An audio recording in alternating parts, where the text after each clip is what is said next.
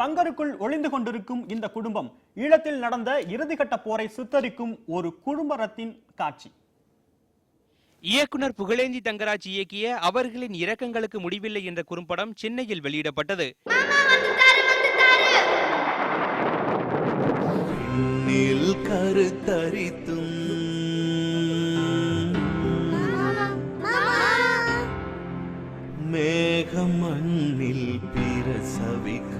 இந்த பங்கருக்குள்ள எத்தனை பிள்ளைகள் இருக்கிறீங்க?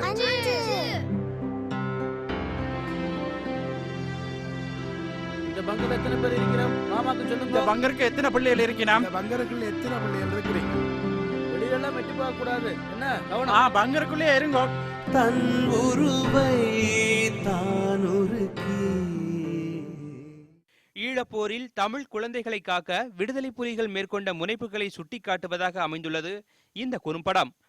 குறும்பட வெளியீட்டு விழாவில் மதிமுக பொதுச் செயலாளர் வைகோ, தமிழக வாழ்வுரிமை கட்சி தலைவர் வேல்முருகன், விடுதலை சிறுத்தைகள் கட்சியின் வன்னியரசு உள்ளிட்ட பலர் கலந்து கொண்டனர்.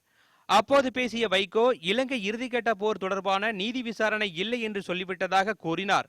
ஆனால் சர்வதேச விசாரணை தேவை என்றும் நிச்சயம் தனி ஈழம் உருவாகும் என்றும் வைகோ கூறினார்.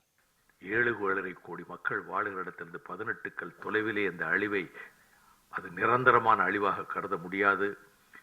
அது நிச்சயமாக அது உயிர்ப்பு சக்தியோடு அந்த மண்ணுக்குள்ளே சிந்தப்பட்ட ரத்தமும் அந்த எலும்பு துகள்களும் இயக்கிக் கொண்டே இருக்கும். சுதந்திர தமிழீழம் ஒரு நாள் மலரும். பின்னர் பேசிய வேல்முருகன், இதுபோன்ற படங்கள் இறுதிப்போர் சூழலில் நடந்த உண்மைகளை எடுத்துச் சொல்லும் அளவில் உள்ளது என்று கூறினார். இது உண்மையிலே ஒவ்வொரு தமிழர்களும் பார்க்கின்ற போது, இன்னும் எதிர்கால தலைமுறை இந்த காட்சிகளை காணுகின்ற போது, ஈழத்தில் நடந்த அந்த இனப்படுகொலையை கண்முன் நிறுத்தப்படுகின்ற, எதிர்கால தலைமுறை உள்வாங்கி போராட தூண்டுகின்ற, இதற்காக குரல் கொடுக்க எத்தனிக்கின்ற ஒரு காலச்சூழலை இது போன்ற குறும்படங்கள் உருவாக்கும். இப்படி ஒரு நிறைவான குறும்படம் எடுக்க வைகோதான் தூண்டுதலாக இருந்ததாக தெரிவித்தார் இயக்குனர் புகழேந்தி தங்கராஜ்.